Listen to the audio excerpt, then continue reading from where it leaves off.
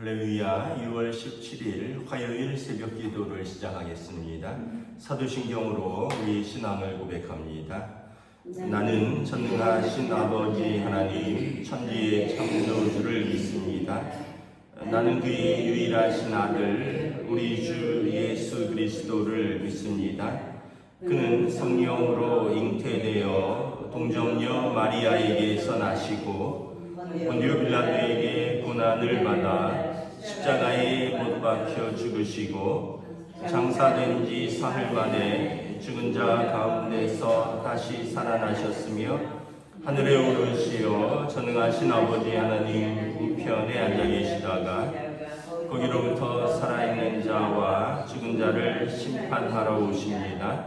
나는 성령을 믿으며 거룩한 공교회와 성도의 교제와 죄를 용서받는 것과 몸의 부활과 영생을 믿습니다. 아멘. 찬송가 419장 찬양하시겠습니다. 찬송가 419장입니다.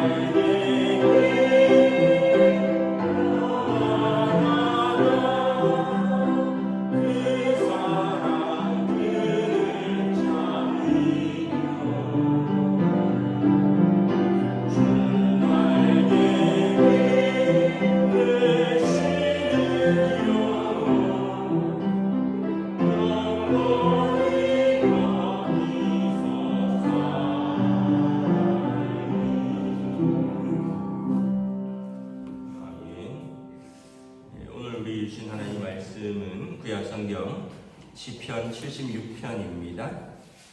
구약성경 시편 76편입니다. 다 찾으신 줄 알고 저 여러분들이 한 절씩 교도하도록 하겠습니다. 시편 76편입니다. 하나님은 유다에 알려주셨으며 그의 이름이 이스라엘의 크시도다. 그의 장막은 살렘에 있으며 그의 처소는 시온에 있도다. 거기에서 그가 화살과 방패와 칼과 전쟁을 없이 하셨도다. 주는 약탈한 살에서 영화로우시며 존귀하시도다. 마음이 강한 자도 가진 것을 빼앗기고 잠에 빠질 것이며 장사들도 모두 그들에게 도움을 줄 손을 만날 수 없도다. 야훼 하나님이여 주께서 크게 지심에 병과 말이 다 깊이 잠들었나이다.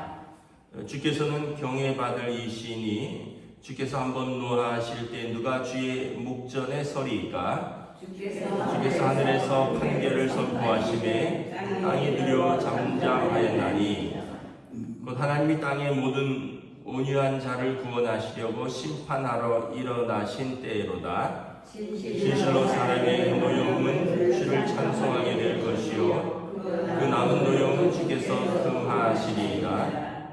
너희는 여호와 너희 하나님께 소원하고 갚으라. 사방에 있는 모든 사람도 마땅히 경외할 이에게 예물을 드릴지로다. 그가 국민들의 길을 꺾으시리니 그는 세상의 왕들에게 두려움이시로다. 아멘. 할렐루야. 오늘 또 새날을 주셨습니다. 하나님께서 은혜와 평강으로 함께해 주시기를 축복합니다. 시편 76편은 우리 한글 성경에는 이렇게 부제가 아사베시로만 되어 있는데 이게 이제 그 70인역이라고 그 구약 성경을 이제 이제 헬라어로 번역한 이제 그 뭐 오래된 성경에 보면 부제에 아수르인에 대하여라는 제목이 붙어 있습니다. 그러니까 이 시는 아수르인의 침략으로부터 구원을 받고 쓴 시입니다. 구약 성경에서 아수르인들이 공격했을 때가 언젠가 하면 열왕기하 18장 19장에 보면 히스기야 왕 때 그 이제 아수르의 사헤립이 18만 5천 명의 대군을 끌고 이제 쳐들어왔습니다. 그때 이제 히스기야 왕이 뭐 굉장히 이제 당황했죠. 왜냐하면 예루살렘 성을 완전히 포위하고 그 사람들이 아람어로, 그러니까 다시 말하면 유대 사람들이 들을 수 있는 말로 너희가 이 성에 있다고 구원받을 수 있느냐? 너희는 이제 며칠이 못 가면 먹을 것도 떨어지고 물도 떨어지고 서로 잡아먹을 것이며 막 이러면서 굉장히 공포를 조장하는 발언을 합니다. 그리고 너희 하나님이 있다면 어떻게 너희가 여기서 구원을 받을 수 있겠느냐? 모든 신들이 우리의 신들에게서 벗어난 적이 없다 이러면서 이제 포위를 하고 나서 막 그 말로 두려움을 심어주죠. 그래서 히스기야 왕이 간절히 기도합니다. 히스기야 왕의 성경에 보면 고난 속에서 간절히 기도해서 두 번이나 큰 어려움을 이겨낸 분입니다. 한 번은 이제 개인적인 고난이고 한 번은 이렇게 국가적인 고난 속에서 간절히 기도했죠. 그때 18만 5천 명의 대군이 그날 하룻밤 사이에 잠에서 깨어서 일어나 보니까 다 전멸했다 이렇게 기록되어 있습니다. 하나님의 군대가 그 밤에 그들을 치시고 이스라엘이 구원을 얻은 사건입니다. 그래서 오늘 그 사건 이후에 쓴 것으로 보이는 시입니다. 아수르인들에 대하여 하나님의 구원을 우리에게 이루셨도다. 그래서 1절에 보면 하나님은 유다에 알려주셨으며 하나님의 이름이 이스라엘의 크시도다. 유다는 이제 남유다고 이스라엘은 이제 북이스라엘. 그러니까 다시 말하면 야곱의 아들들 그 민족들에게 하나님은 그 이름이 크게 알려주신 분이다. 그의 장막은 살렘에 있으며 그의 처소는 시온에 있도다. 장막은 이제 그 집이죠. 살렘은 예루살렘의 이제 별명입니다. 예루살렘이 살렘의 도시라는 뜻인데 살렘은 평화라는 뜻입니다. 그래서 하나님의 장막은 평화 가운데 있고 그의 처소는 시온에 있도다. 그분의 거하시는 곳은 시온. 시온은 그 예루살렘의 언덕을 말합니다. 그곳에 솔로몬의 성전이 있고 다윗의 궁궐이 있는 그 하나님의 처소가. 그래서 요즘도 뭐 그런 표현을 쓰잖아요. 시온주의자들, 시오니즘, 시온으로 돌아가자. 그래서 유대인들이 시온으로 돌아가자. 이 얘기는 이제 하나님께서 주신 우리 땅으로 돌아가자, 그런 얘기입니다. 그래서 하나님 계신 그곳에 하나님께서 우리와 평화 가운데 함께 계시다는 것이죠. 그래서 거기에는 화살과 방패와 칼과 전쟁을 없이 하셨도다.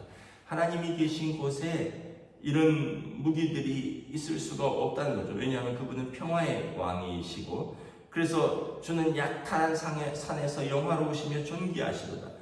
대적이 약탈한 산에서 주께서 영화로우시며 존귀하시는 그분께서, 그래서 15절에 보면 강한 자들이 가진 것을 빼앗고 그들이 잠에 빠질 것이며 그 아수르의 장수들이 도움을 줄 만한 손을 아무도 그들에게 줄 수 없도다. 하나님께서 그들을 꾸짖으셨도다. 그래서 6절에 보면 야곱의 하나님이여 주께서 꾸짖으심에 병거와 말이 다 깊이 잠들었다. 그러니까 하룻밤 사이에 18만 5천 명이 다 이제 하룻밤 잠자는 사이에 다 전멸한 거죠. 주께서 노하실 때 누가 주의 목전에 설 수 있겠습니까? 그래서 8절에 보면 주께서 하늘에서 판결을 선포하시니 땅이 두려워 잠잠하였나이다.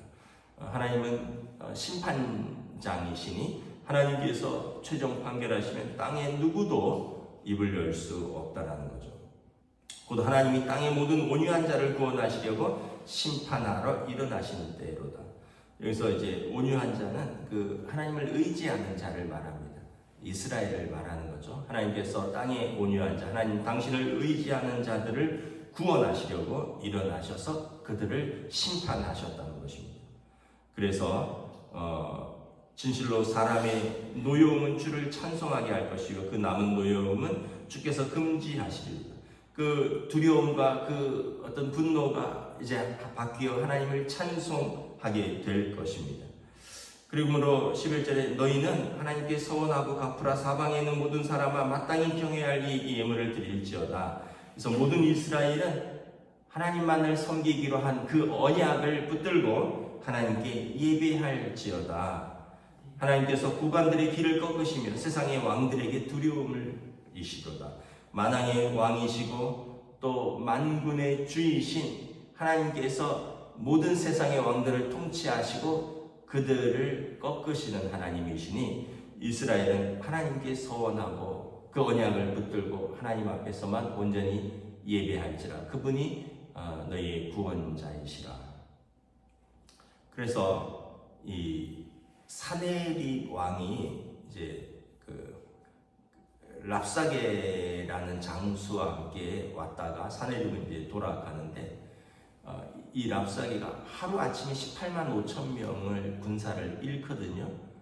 그리고 이제 왕이 자기 나라로 돌아갔다가 엄청나게 많은 군대를 잃고 돌아오니까 왕의 힘이 약해진 것을 알고 왕이 자기 궁전에서 반역에 의해서 살해당합니다. 그러니까 결국 그 대적의 왕도 대적의 용맹한 장수도 하나님이 꺾으셨다라는 것입니다. 그 히스기야 왕이 이렇게 보면 아까도 말했지만 또 개인적인 고난에서 구원됐죠. 죽을 병에 걸렸습니다. 히스기야 왕이. 그가 하나님 앞에서 간절히 기도하죠.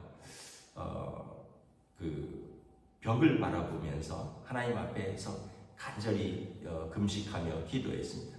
하나님께서 어떻게 구원하셨냐면 15년을 더 연장시켜 주셨습니다. 생명을. 그러니까 히스기야는 개인적으로 국가적으로 굉장히 하나님에 대한 그 어떤 체험이 있는 사람인 것이죠. 그리고 이러한 시를 이제 아삽의 후손이 남긴 것입니다. 우리가 다 어떻게 보면 크고 작은 체험이 있어요.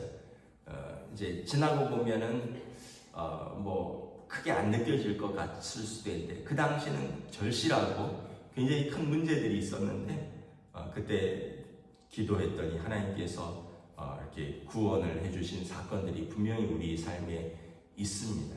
돌아보면 참 하나님의 은혜였구나. 야, 그때 그걸 어떻게 내가 버티면서 살았지? 그때 그걸 어떻게 내가 이겨냈지? 정말 하나님의 은혜구나. 이런 사건들이 있어요. 이거를 이렇게 간직하고 사는 것, 은혜를 기억하고 사는 것, 그리고 그 은혜를 기억하고 그 언약을 지키면서 사는 것이 우리 믿는 사람들인 것이죠. 믿음이 없으면 이제 운 좋았지 뭐 이렇게 넘어갈 수도 있고, 또는 내가 잘했지 이렇게 할 수도 있지만, 우리는 운 좋아서가 아니라 내가 잘해서가 아니라 하나님의 은혜다. 우리는 하나님의 은혜로 기억하면 여러분 날마다 은혜가 커져요. 제가 예전에 읽었던 책에서 나온 이야기인데, 그 당시 이제 동구권에서 그 차우체스쿠라는 독재자가 있었습니다. 이제 스탈린을 추종하는 동구권의 그런 독재자들인데, 그 사람들이 종교를 탄압하고 또 민주주의를 탄압하고 반체제 인사들을 다 감옥에 잡아놓고 고문하고 교회 성당들을 다 폐쇄하고, 이런데 이제 한 소녀가 이제 비밀리에 예배당에 가는데, 예배를 드리러 가는 거죠. 근데 이제 주일은 아닌데 저녁에 이렇게 가는데, 이제 잡히면 그 당시는 이제 쉽게 얘기하면 이제 저녁에 가니까 잡아서 쫓아간다거나 이러면은 문제가 될 수 있는데, 가야 되나 가지 말아야 되나 막 고민하는데, 이제 요한복음을 읽다 보니까 세상이 너를 미워하는 것은 나를 미워하는 것이지 너희가 세상에 속하지 않은 것 때문에 미워하는 것이다. 너희가 어떤 법정에 섰을 때 무엇을 말할 것을 염려하지 말아라. 성령께서 말할 것을 너희 입에 넣어주시리라. 이 말씀, 그러면서 두려워하지 마라. 너희가 환난을 당하나 담대하라. 내가 세상을 이겼노라. 이 요한복음의 14장부터 17장 말씀을 읽고 이제 나온 거예요. 그러고는 이제 나왔는데, 아니나 다를까 이제 비밀 경찰에 잡힌 거죠. 너 혼자 어디 가느냐? 그랬더니 그때 그 소녀가 16살인가 17살이었다는데, 그때 그냥 뭐라고 답을 해야 될까? 우물쭈물하고 이러면 이제 쫓아오거나 이럴 텐데, 엄마가 오빠한테 떡을 갖다 주라고 해서 가져가는 길이에요. 보자 그랬더니 비밀리에 모인 사람들한테 이제 떡을 좀 나눠 먹으려고 가방에 떡이 있었던 거예요. 그러니까 어린 소녀가 오빠한테 떡 갖다 주러 간다는데, 경찰들도 오빠 같은 나이니까 그러면 가라, 밤에 돌아다니지 말고 가라 하고 보내줬대요. 보내줬는데 이제 그 모인 사람들이 이제 그 소녀가 무사히 왔고 그 잡혔던 얘기를 들으니까 어떻게 이제 빠져나왔느냐 했더니, 오빠에게 떡을 갖다 주라고 했더니, 그래 예수님이 너의 오빠지 이러면서 성령께서 우리에게 마땅히 할 말을 입에 넣어주신다. 그런 내용이 이렇게 기록되어 있는 것을 봤습니다. 그러니까 이제 사실은 잡히면은 그 독재 체제에서 그 소녀만 위험에 처하는 것이 아니라 다 있었는데, 그 소녀가 그냥 아무런 대답 없이 그냥 나왔는데, 그 순간에 그냥 거리낌 없이 오빠에게 떡을 갖다 주러 갑니다. 이렇게 했는데, 예수님께서 너의 오빠 되신다. 그때 모인 사람들이 그렇게 이야기를 했답니다. 그러니까 이런 어떻게 보면 크고 작은 사건들이 우리 삶에 많이 있어요. 또 이것도 제가 이제 미국에서 이제 교제하던 집사님인데, 이분도 미국에 처음 이민 와서 어떻게 예수를 믿게 됐느냐. 이제 가족들이 다 믿는데 본인은 예수를 안 믿었어요. 굉장히 똑똑하고 굉장히 고집이 센 사람이거든요. 그런데 이분이 이제 부인하고 둘이 미국에 건너와서 일을 해야 되니까 큰 트럭을 사서 이제 뭘 실어 나르고 이런 일을 하는데, 낯선 주에 갔는데 비가 막 오고 밤에 들어갔는데, 어떻게 잘못 들어가서 일방통행으로 들어갔는데 운전이 서툴러서 나오지도 못하고 들어가지도 못하고. 여러분 생각해 보세요. 어마어마하게 큰 트럭이 골목길로 들어왔어요. 근데 거기가 일방이에요. 이걸 백으로 나올 수도 없고 들어갈 수도 없고 얼마나 절망적이겠어요. 그때 그분이 그렇게 기도를 했대요. 하나님 살아계시면 나를 좀 살려달라. 내가 하나님의 살아계심을 믿고 싶다. 근데 이제 경찰차가 갑자기 나타난 거예요. 그 밤에 뭐 비가 막 오는데 경찰차가 나타나서 너 뭐냐, 뭐 면허증 보자 말해도 왜 이러냐. 네, 이 낯선 동네 왔는데 운전이 서툴러서 그렇다. 경찰이 비를 맞으면서 앞으로 백으로 뒤로 옆으로 감고 뒤로 좀 더 왔다가 앞으로 이거를 경찰이 한 30분을 도와주고 가더래. 그래서 그분이 그날로 예수님을 영접했습니다. 그러니까 이 고집, 그분이 굉장히 똑똑한 분이에요. 카이스트를 나왔어요. 그리고 얼마나 또 완고한지 몰라요. 고집이 얼마나 똑똑한 사람이 고집 세면 답이 없어요. 근데 예수님 믿고 참 이제 예수님을 영접한다는 게 그분에게 그 사건을 통해서 이렇게 믿게 된 거죠. 뭐 많죠. 그 외에도 뭐 제가 아는 또 선배님은 최근에 몸의 곳곳에 여기저기 암이 생겼어요. 그래갖고 이제 최종 암 판정을 받고 그랬는데 이제 의사가 그러더래. 다행히 큰 악성은 아닌 것 같아. 심지어 이제 머리에도 있어갖고 이제 뇌수술을 앞두고 있었는데 좀 지켜봅시다. 더 자라는지 안 자라는지 막 모양이 변형이 일어나지는 않고 이 뇌수술이 너무 큰 수술인데 이거를 바로 하기가 쉽지 않다. 그래서 몸에 여기저기 암이 있는데 그냥 지켜보자. 자라지 않는 것 같다. 그러면서 이제 이렇게 지켜보는 걸로. 그것만 해도 얼마나 감사해요. 근데 이제 암 판정을 받아가고 국가에서 95% 비용을 다 부담을 하잖아요. 그러니까 뭐 개인적인 체험, 이런 어떤 국가적인 체험, 뭐 신앙의 체험, 여러 가지 체험들이 너무 많이 있죠. 그래서 여러분 오늘 사내리가 이 이제 아수르의 군대를 이 히스기야 왕의 기도 가운데 예루살렘을 구원해 주신 하나님, 우리 모두의 하나님이시고 또 우리 민족의 하나님이시고 우리 기도의 하나님이시고 우리 믿는 자들의 아버지 되시는 하나님께서 저와 여러분의 기도에 어찌 외면하시겠느냐라는 것입니다. 염려와 근심거리가 날마다 쌓이고 날마다 오지만 우리는 기도함으로 믿음으로 헤쳐나가는 저와 여러분 되시기를. 그래서 우리의 소원이 하나님만이 우리의 하나님이시고 우리가 온전히 하나님을 예배하며 하나님을 기뻐할 수 있는 주의 자녀들 되시기를 주님의 이름으로 축복합니다. 기도하겠습니다. 하나님의 은혜를 감사합니다. 오늘 또한 주신 말씀 속에서 무려 18만 5천 명의 대군이 예루살렘을 에워싸고 절망적이고 정말 싸울 힘도 없고 곧 있으면 양식과 물도 떨어져서 항복할 수밖에 없는 절체절명의 위기 속에서 히스기야 왕은 하나님만을 향하여 기도할 수밖에 없었고 하나님께서 그와 그의 백성의 기도에 응답하셨습니다. 때로는 우리 삶에서도 동서남북 사방으로 에워싸 우겨쌈을 당한 것 같은 상황 속에서 우리에게는 하늘이 열려 있음을 고백합니다.